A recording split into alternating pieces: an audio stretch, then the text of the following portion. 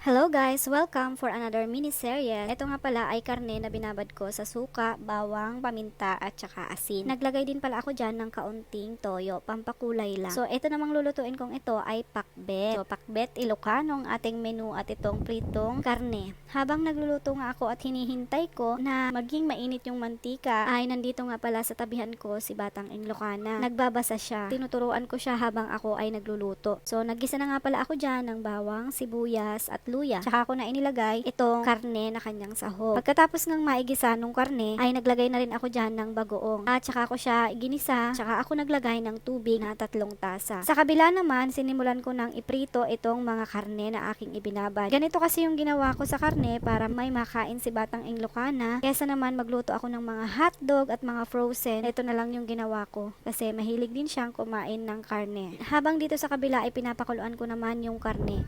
At medyo naluto na ng kaunti yung ating karne. Inilagay ko na itong kalabasa. So, multitasking nga tayo dyan, mga mams. Habang binabaliktad ko naman yung aking mga niluluto sa kabila. Nung maluto na nga yung kalabasa at medyo malambot na, inilagay ko na yung mga gulay at saka ko hinalo-halo at tinakpan. At buntikan ko na nga palang makalimutan yung aking niluluto sa kabila. So, eto na nga siya. Luto na yung aking karne. At eto na rin yung ating gulay. Salamat sa panunood. See you in my next one. Bye-bye!